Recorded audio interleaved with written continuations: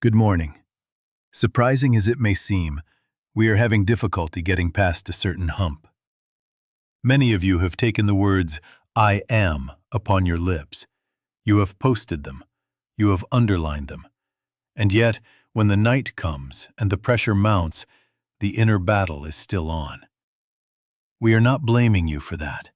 We are naming it so that together we may walk through it. Because the hump is precisely here. We have tried to use "I am" as a phrase, as a charm, when it was given as a state of being, a consciousness to be lived. Do you see that? If "I am" remains a sentence you repeat, it is powerless. No more power than any quotation from Shakespeare or the Gita, once it is torn from life and made into literature. But when "I am" becomes the ground from which you look, the breath you live by, then you will find the warring of willpower versus grace begins to cease. Not because you have learned a stronger affirmation, but because you have stopped operating from the little self that must push, and you have yielded to the Christ activity that does the works. I can in my own self do nothing. Father, thou doest the works. Do you see that? Now, let's be very clear to save ourselves from the usual detour. This is not about puffing up a human ego with a divine title. This is not making a little person big, not self-deifying, not grandiose thinking. No, this is the discovery of what the Master revealed as the nature of being. I and the Father are one. God is individual being. God is your being. God is my being. This is not duality, not a human looking outward for a celestial rescue. This is merely the honest turning within to acknowledge that the life at the center of you is God life, and that all spiritual action comes from that center. The test of whether we have moved beyond words will always show itself when the squeeze is on, when the diagnosis appears, when the bill comes due, when a loved one's fear stands trembling before you. If in that moment you must try to stir up courage, marshal arguments, or force a result, you are still living from personal will. If in that moment you can be still and let the interior presence announce itself, sometimes as silence, sometimes as a quiet yes or no, then the Christ activity has replaced your effort, and the inner battle loses its battleground. Do you follow that? So our purpose in this hour is not to add information to your mind. It is to bring you to a living recognition that functions when pressure comes. We are going to sit with this until "I am" ceases to be a phrase and becomes your standpoint. Not a mood lift, not a positive slogan, but the end of conflict because the doer is grace, and you are an instrument. God is individual being. God is your being. Let us begin there. Now we come to a point that we keep tripping over because it looks so innocent.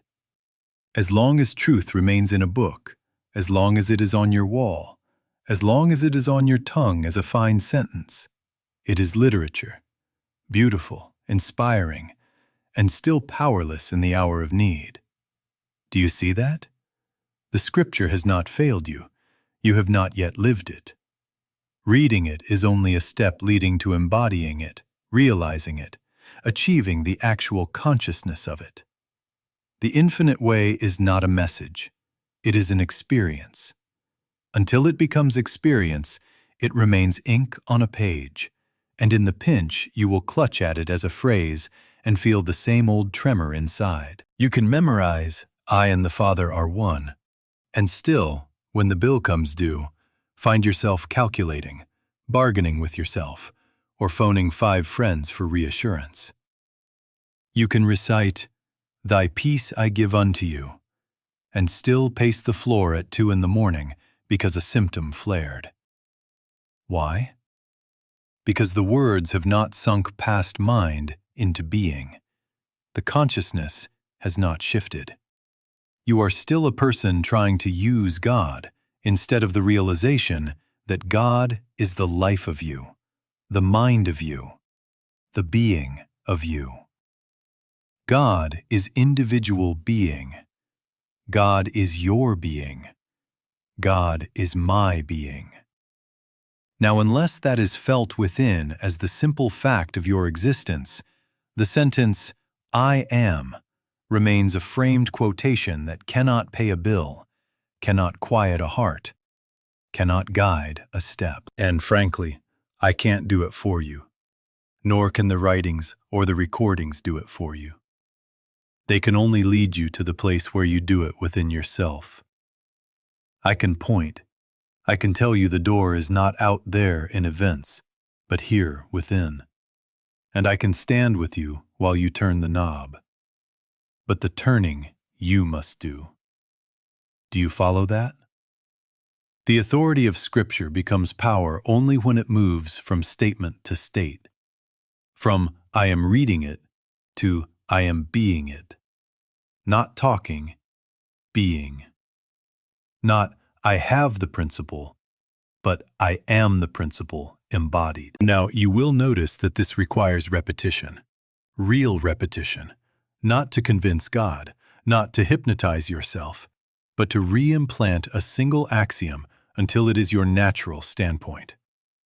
The mind, trained for years in fear and forecasting, does not surrender to one brilliant reading or to one high meeting. You will hear me say again and again, God is individual being, 9 times, 99 times, because each time it is offered as seed to your inner soil. Suddenly, on the 100th hearing, it will not be heard at all. It will be felt. And when it is felt, a curious thing takes place.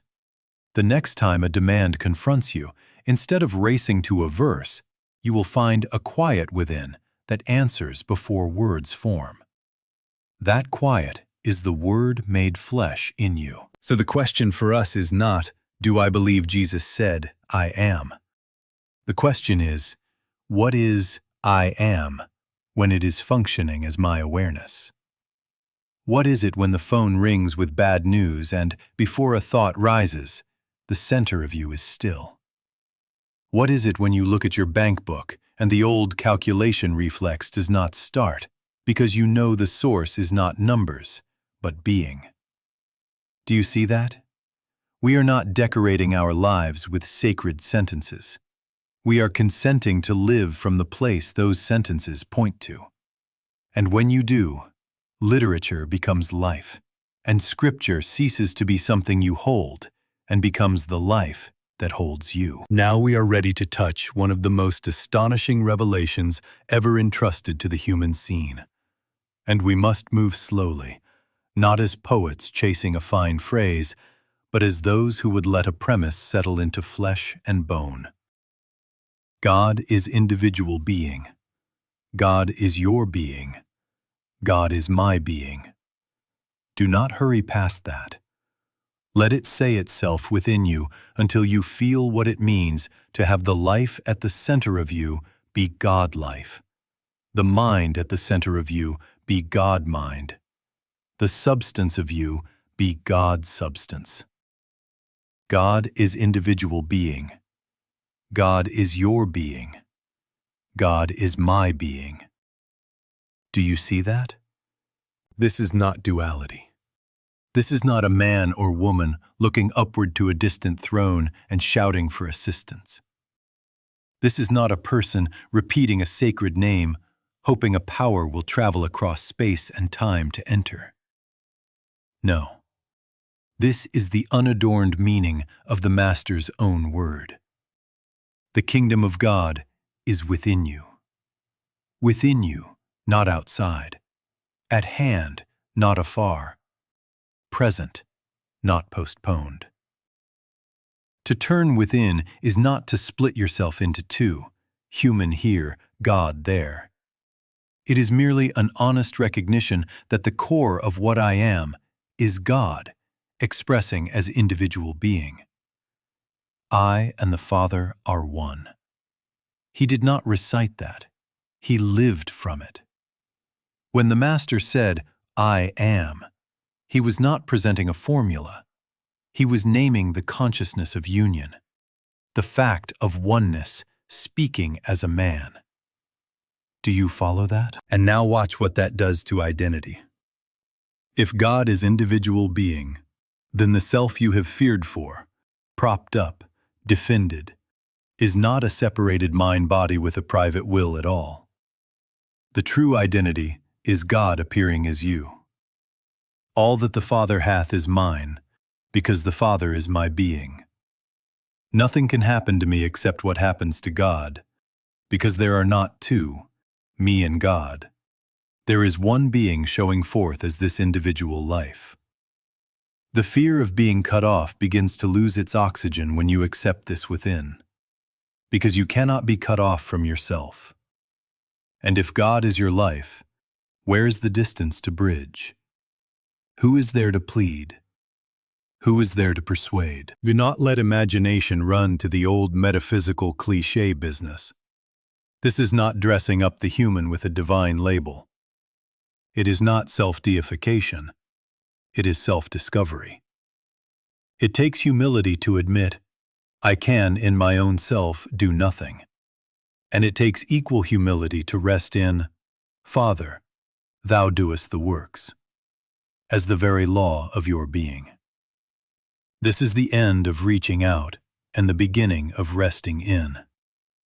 This is the silence out of which guidance rises of itself, supply unfolds of itself, because it is the nature of God to reveal itself as the activity of your being. And yes, if you let it land, a light goes on behind all the striving.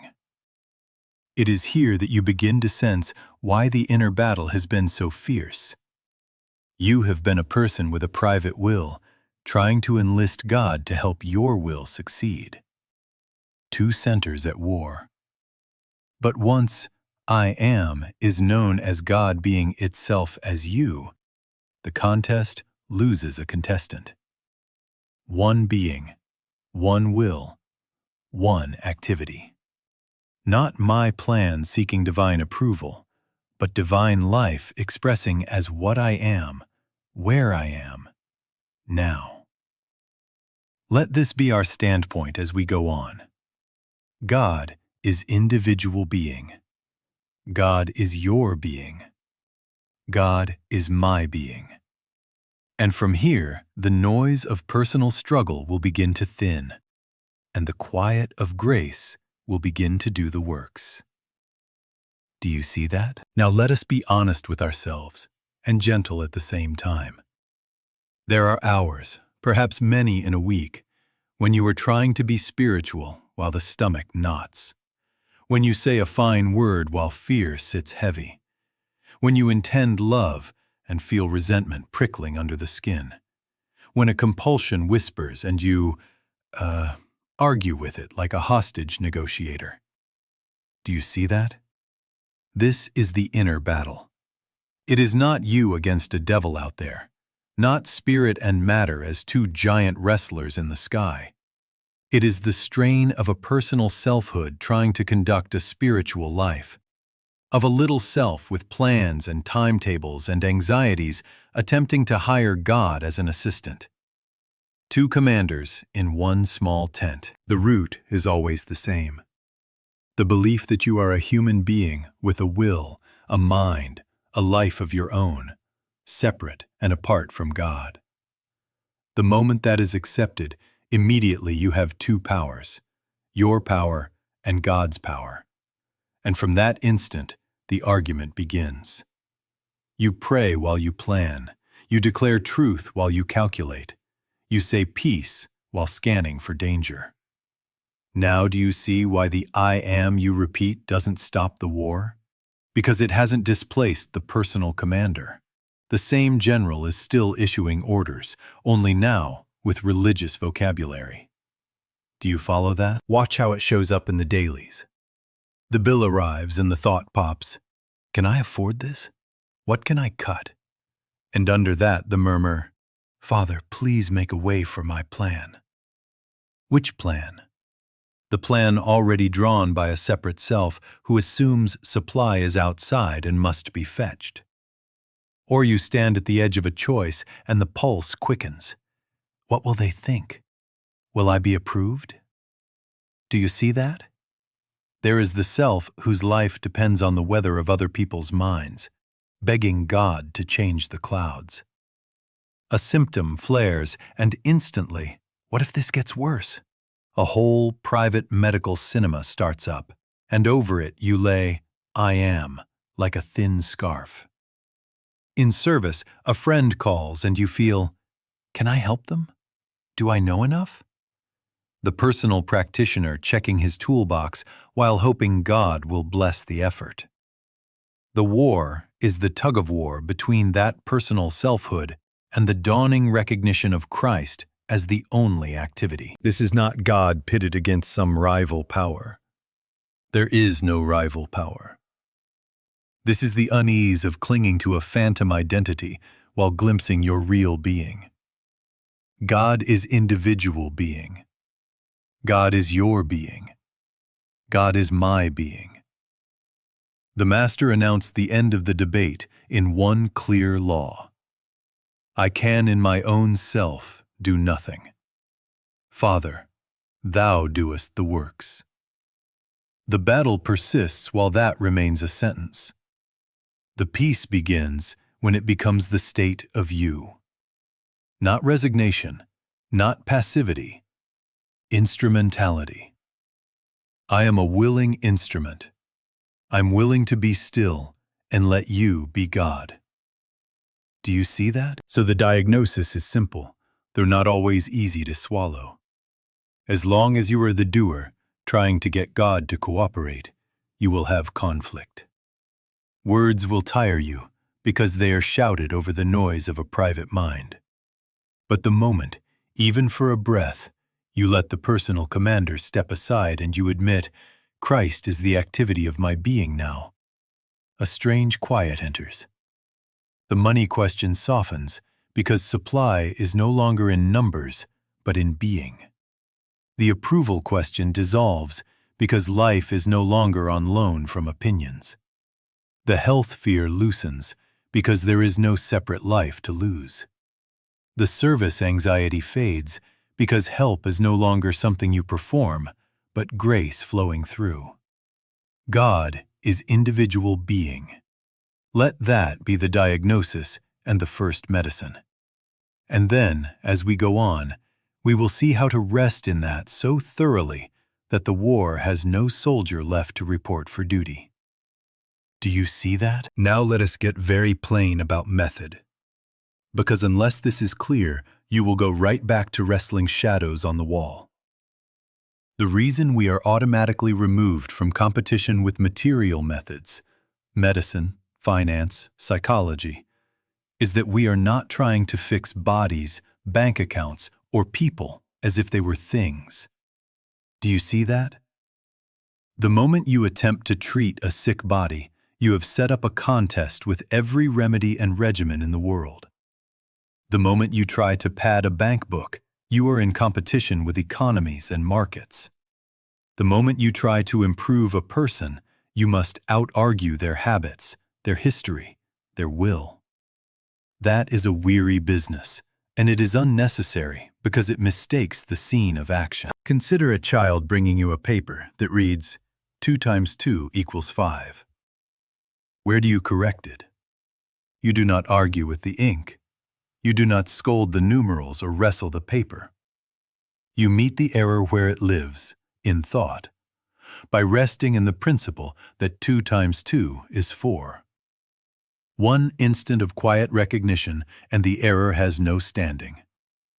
The paper did not change the truth, and no amount of erasing or shouting could establish it. Only the presence of principle in your consciousness revealed the fact. Do you follow that? So it is with disease, lack, sin, limitation. You have not got a sick person to contend with. You have a belief presenting itself, a claim, a suggestion, an appearance. You have not got an empty account. You have a belief in separation from supply. You have not got a sinner to reform. You have a belief in a selfhood apart from God. Where are you going to meet them? In your own consciousness. The moment you try to meet them in a body, a bank book, or another person, you have accepted them as realities located outside of consciousness, and you have entered struggle. You will lean forward, you will push, you will monitor symptoms and signs, and every fluctuation will move your peace up and down like a barometer. But if you meet them where they arise, as suggestion within, you begin at once to be still, because you have brought the matter into the one place where God is demonstrably all in all. This is not duality. This is merely the honest act of turning within to the I am of you and letting truth correct belief. From the standpoint of personhood, meeting belief within sounds like evasion.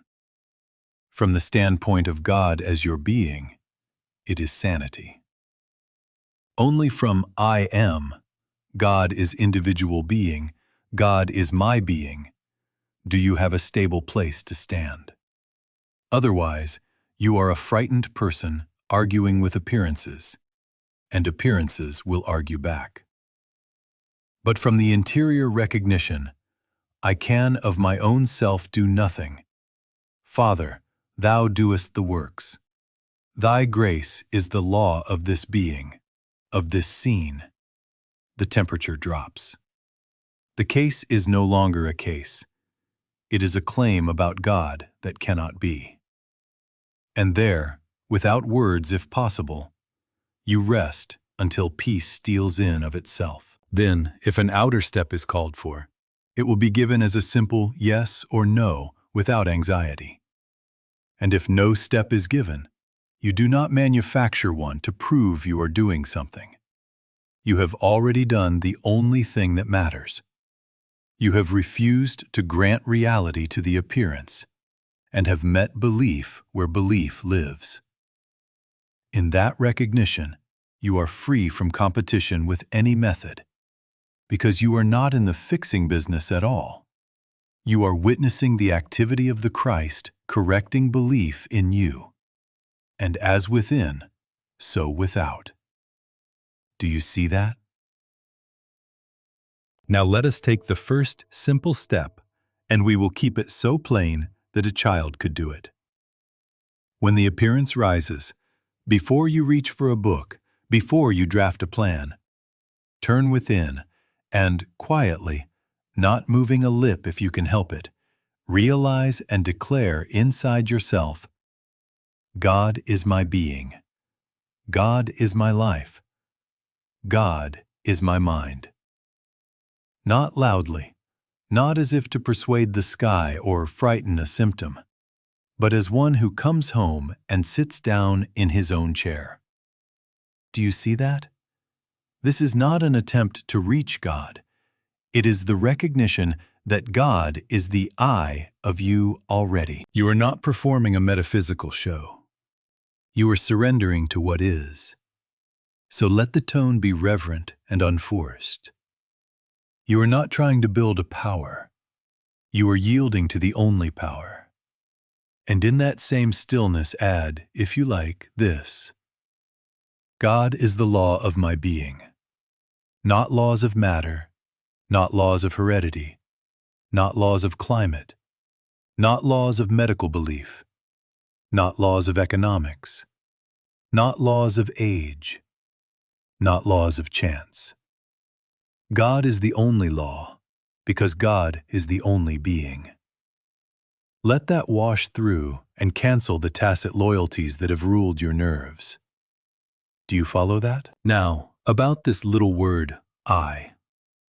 From now on, when I am rises to your lips, let it mean, I am in God and God is in me.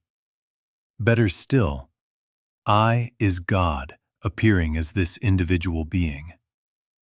Let I lose the heavy personal weight you have strapped to it. Let it become transparency, a window through which God looks and acts and loves. Not a self-assertion, but a self-surrender. So that instead of, "I am afraid," you catch it and quietly translate, "Father, Thou art the life here, the mind here. Thy peace is my being." Instead of, "I am going to fix this," you pause and say within, "I can of my own self do nothing. Father, Thou doest the works." That is not passivity. That is Christ activity taking the helm. To help you, craft a few interior sentences that you can drop like anchors whenever the wind rises. I am a willing instrument. I'm willing to be still and let you be God. Thy grace is the sufficiency in this very place. Nothing can happen to me except what happens to God, for God is my being. Say them inwardly, and then be still long enough to let their meaning descend from thought to state. Not to change God, but to let God change your standpoint. And then sit 2 breaths longer than your habit. In those 2 breaths, you will feel the personal push relax. The strain belongs to the one who must make something happen. The rest belongs to the one who knows it is already God being God where I am. From that rest, if a yes or a no comes, you will recognize it without argument. Do you see that the declaration is not for God's ears? It's to relocate your consciousness. Now, having relocated the center by that quiet interior declaration, let us see how the works are done, not by us, but as us. The Master gave us not a slogan to embroider, but a procedure to live. I can, in my own self, do nothing. Father, Thou doest the works. Do you see that? He is not announcing incompetence. He is announcing mode. He is telling you how spirit functions when it appears as individual being. The personal sense yields, and the divine activity, call it grace, call it the Christ, performs itself. This is not duality. This is merely the honest turning within to the one that already is the life, mind, law, substance of you. Grace is not a sentiment. Grace is activity. And this help has to come as the activity of the Christ, not as my understanding about Christ. My understanding, such as it is, prepares the way. It tunes the instrument. It opens the window. But the music, the light, is not generated by personal will or clever thought. Father, Thou doest the works. Do you follow that? The greatest achievements in this work have come when there have been no words and no thoughts, only the felt presence of that which is doing itself without my assistance. Now let me walk you through the transition so that you can recognize it in real time. An appearance presses in. The old reflex reaches for a hammer. More thinking, more arguing, more planning. You catch that and you sit 2 breaths longer than your habit. In that added stillness, you quietly admit, I can in my own self do nothing. Father, Thou doest the works. Thy grace is the sufficiency in this place. You do not try to make anything happen. You do not strain for a result. You let the mental hammering stop. And then, this is the sign. You sense a softening. The breath deepens of its own accord. A warmth, a gentle release moves through the chest or the back of the neck. The pressure that demanded you fix something relaxes. And in that space, a simple assurance appears without fanfare. Sometimes it is a yes or a no. Sometimes it is an impulse to pick up a phone, to wait an hour, to take a rest, to write a line. There is no debate attached to it, no proving, no personal heroics. The doing has shifted from you to the presence. Father, thou doest the works. Hold fast to your true identity in that moment. I am a willing instrument. I'm willing to be still and let you be God. Instrument does not mean erasure. It means availability without interference. You are not a puppet. You are the very transparency through which God looks, acts, and loves. Your humility is not self-belittlement. It is the unwillingness to claim authorship. Nothing must come to me. My function is to consent to the flow. And when the flow moves, you move with it, as naturally as a hand moves when the mind intends. Do you see that? Here is the promise, and it is not vague. The inner battle ends because there are no longer two doers. The personal self that pushes and pleads yields to Christ activity, and with one doer, peace reigns. God is individual being. God is your being. God is my being.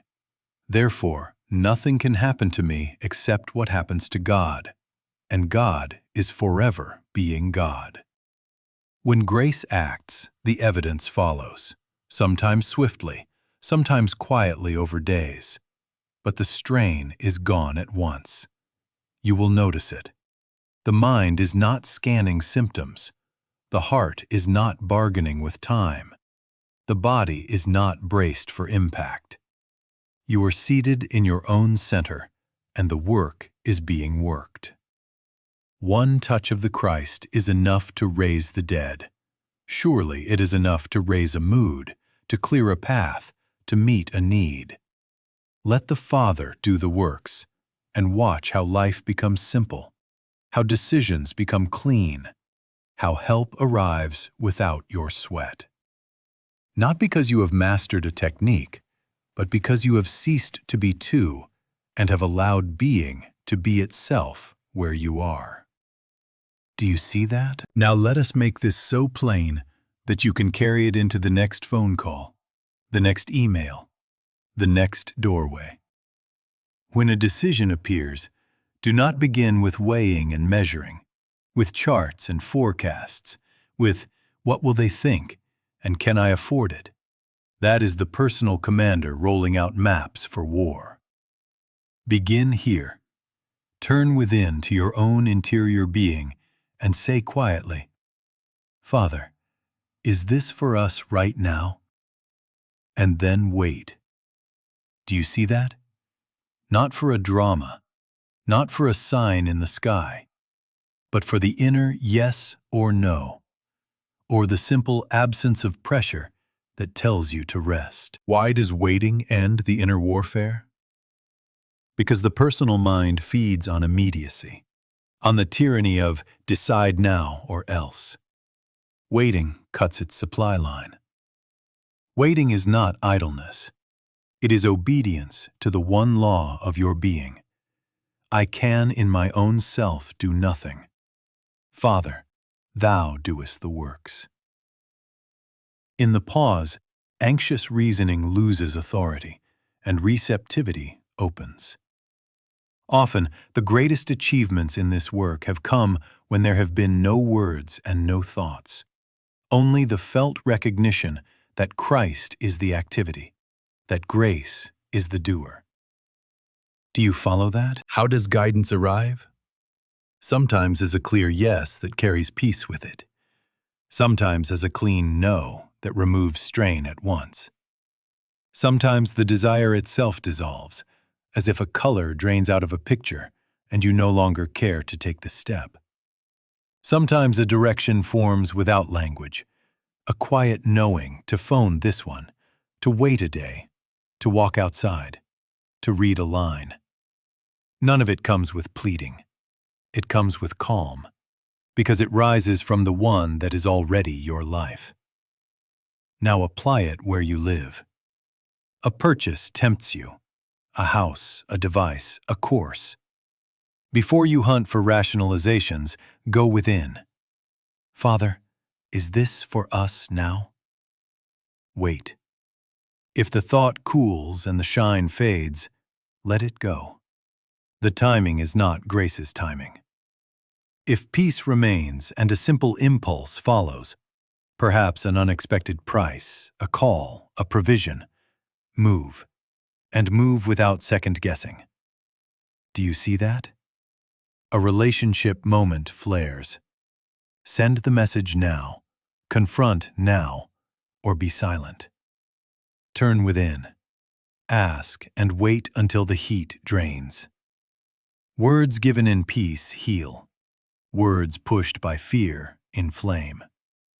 If no words come, let your silence be love's action, not sulking.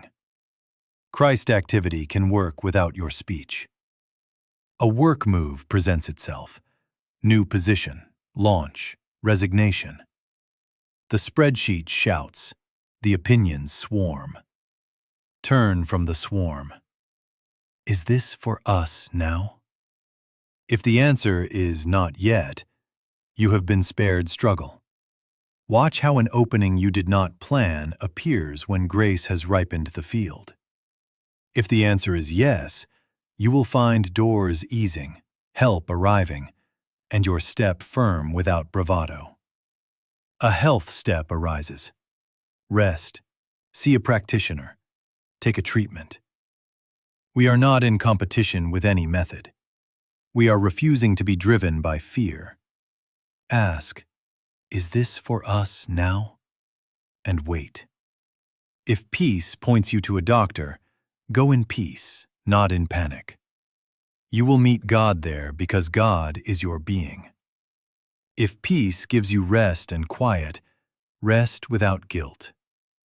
In both cases, the doer is grace, not your worry. Practice this until it is simply the way you live. 3, 4, 5 times a day, you will find yourself pausing, asking, waiting, moving, or not, by the inner yes that is already present. God is individual being. God is your being. Do you see that you are not seeking a sign, but yielding to the already present guidance of being itself? Now comes one of the tenderest temptations of all, the desire to help. We see a friend in pain, a child anxious, a stranger in difficulty, and instantly we rush to advise, to fix, to carry. And in that very rush, we have recreated duality. 2 persons and a problem between them, one strong and one weak, one helper and one helped. Do you see that? The strain you feel in helping often comes from accepting that picture. The moment you accept 2 and a problem, you sign up to push, to persuade, to manage outcomes. And before long you are tired, they are dependent, and peace has left the room. Here is the way that removes the load from both shoulders. When asked for help, or when love in you recognizes a need, say inwardly if not aloud, let us go to God together. Do you see that? This is not 2 people going off to a faraway deity. This is not duality. This is merely the human form of turning within to the one that already is our being, yours, mine, and theirs, and consenting to Christ activity as the doer. In that instant, you refuse the role of fixer and take the place of instrument. Now the inner work. Withdraw your consent from the picture of a troubled person outside. You haven't got a sick person, a broke person, a sinful person to contend with. You have a belief, a claim, an appearance presenting itself to your consciousness. Where are you going to meet it? Within. And so, quietly, without display, realize, God is individual being. God is this one's being. God is the life here, the mind here, the law here, the substance here. I can in my own self do nothing. Father, thou doest the works. Then, offer the simplest prayer form we know and mean it. Let thy grace be the sufficiency unto this individual, unto this circumstance, unto this condition. And be still. Do not ask for details. Do not gather a history to have something to think about. Do not try to be clever. Wait until the sense of Christ's presence is felt, even a slight softening, a quiet, a warmth, and let that be the help. From that presence, if a word is to be spoken, it will come clean without strain. If a step is to be taken, it will present itself without debate. A call to make, an errand to run, a ride to offer, or perhaps a simple, no more words, a shared silence. Sometimes grace will move you to walk with them to a practitioner, to a counselor, to a doctor. Sometimes grace will keep you in prayerful quiet. We are not in competition with any method. We are refusing to be driven by fear. The point is that the doer is not personal will. The doer is grace. Hold your humility like a lamp. You are not the healer. You are an instrument through which the activity of the Christ performs itself. That protects you from pride and them from dependency. And when the meeting ends, release the case. Do not take their burden home to rehearse it. If the thought returns, meet it again where it lives, within, and whisper, "Thy grace remains the sufficiency here," and rest. Encourage them if you speak, not to lean on you, but to pause and wait with you. "Let us go to God together" becomes, "Now you, turn within and listen." Do you see that? Help that creates dependence is not help. Help that reveals God as their own being makes them free. This is the gentleness and the power of true service. No more personal fixing, no more carrying loads on the back of a weary self. God is individual being, your being, my being, their being. One presence, one power, one law, appearing as care, as wisdom, as sufficiency. Let thy grace be the sufficiency in this place. Then be still and watch the doer do the works. Do you see that? Now we must take up a tender point, and I want to say it plainly because it is the safeguard of your freedom. A man or a woman sins when they leave you in the position of believing that you in any wise need them. Do you see that? I do not mean they intend evil. Often they mean love, but the effect is bondage all the same. Frankly, I can't do it for you, nor can the writings or the recordings do it for you. If I thought these talks were going to make you dependent, I would want to tear them all up. The infinite way is not a message, it is an experience. And that experience must culminate in your self-sufficiency in God, not in your attachment to a teacher, a system, or an organization. God is individual being. God is your being. God is my being. The Master foresaw this subtle snare and gave you the remedy in words so clear, we keep overlooking them. If I go not away, the Comforter will not come to you. Do you see that?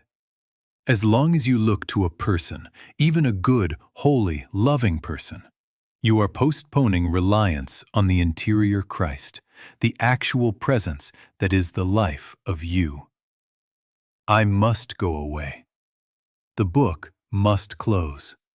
The recording must stop. The meeting must end, so that you may prove that God is your being, your mind, your law, your sufficiency. This is not duality. This is merely the human form of turning within to the one that already is you. I can, in my own self, do nothing. Father, thou doest the works. Let the Comforter take his own place in you. There is another trap, subtler still. To turn I am into a brand, a badge, a membership, a technique. You put the words on a card, you join a circle, you collect affirmations like tools in a kit, and you feel safer because you belong.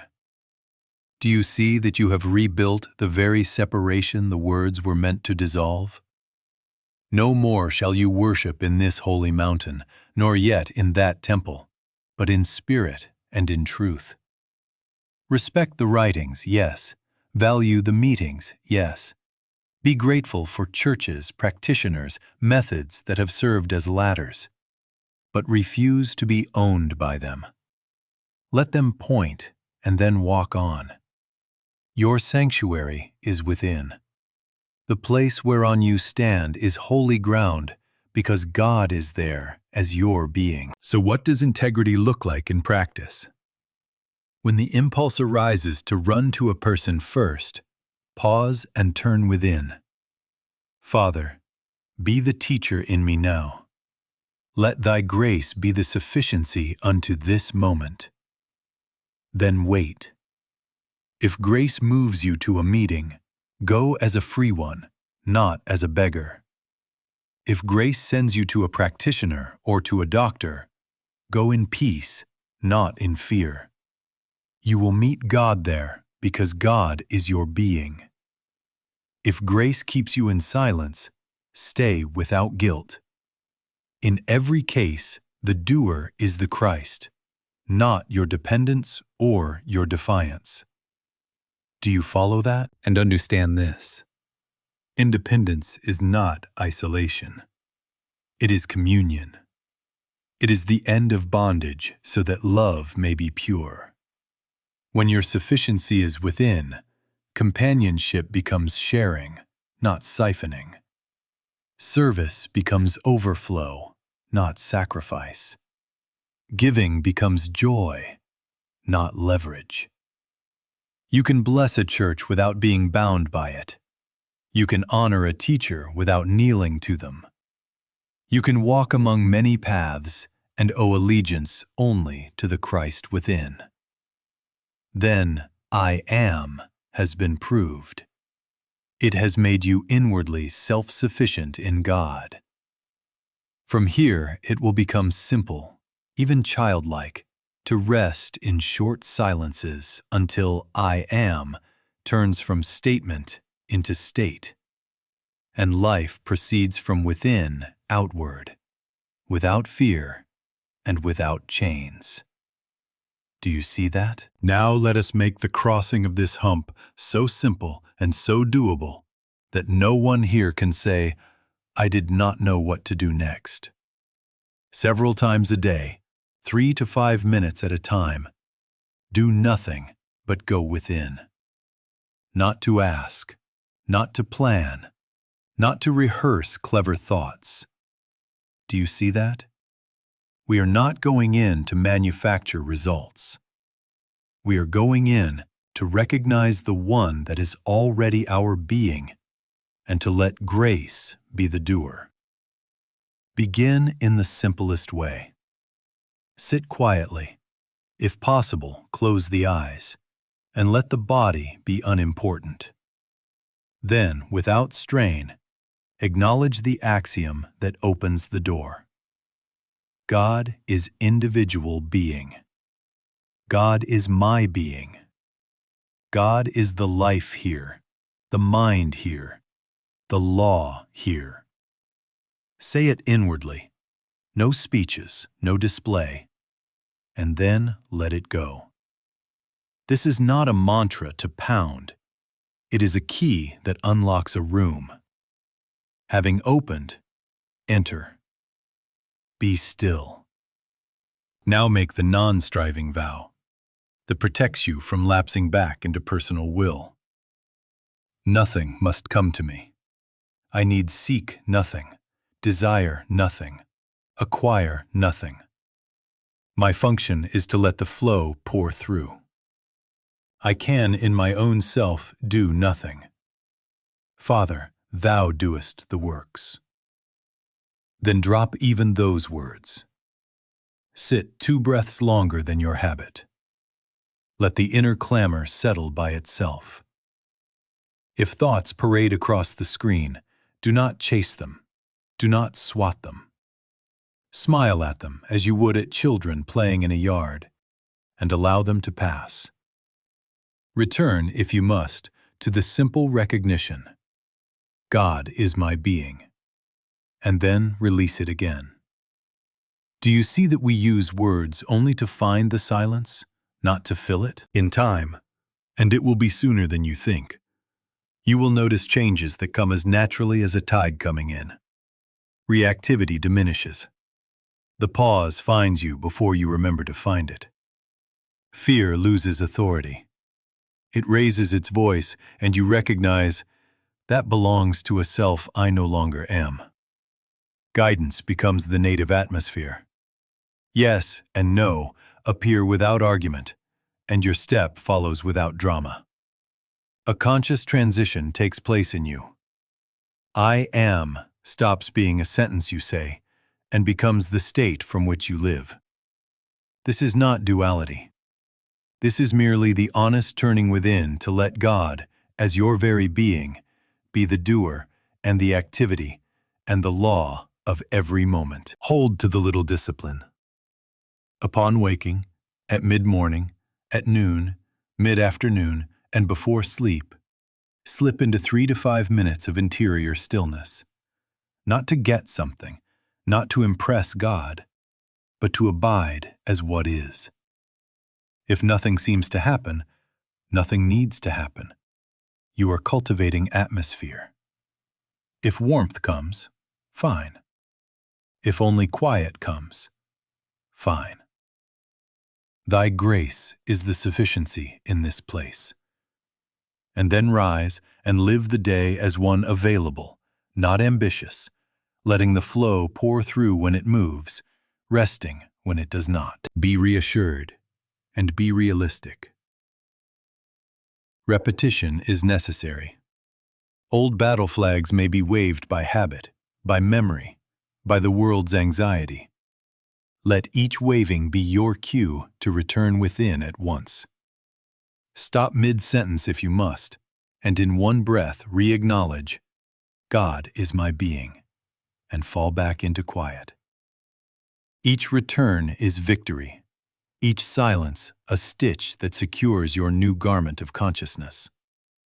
And one day you will discover that the battle you kept laying down has laid you down, and the peace that seemed to come and go has become the very climate of your being. Do you see that? Now, if you trace the thread of what we have done together, you will see how simple and how exact it is. We began with the confusion that words could do what only consciousness can do, repeating I am and finding ourselves still at war. We uncovered the source of that war, personal willpower trying to hire God for its projects. We learned to stop wrestling with conditions and to meet belief where it lives, within. We saw that help is not our thinking about God, but Christ activity moving as us when the personal claim yields. We practiced the one decisive question: Father, is this for us now? And we learned to wait. We refused dependency, honored the comforter within, and adopted the little intervals where I am ceases to be literature and becomes life. Do you see that? What happens when you truly understand? You stop arguing with life. The mind that used to hurry to make a case, to add up pros and cons, loses its jurisdiction. Fear still taps at the door, but it is met in the foyer and cannot take the house. It is answered before it becomes panic. A quiet authority appears that has no trace of ego in it. You are not louder, not bolder. You are simple, and you are sure. Yes and no arise without melodrama. Action follows without the aftertaste of strain. And when nothing is to be done, not even the least inner twitch remains. You can rest without apology because you know the doer is present and perfect. The reason for this peace is not technique. It is truth. Not two powers.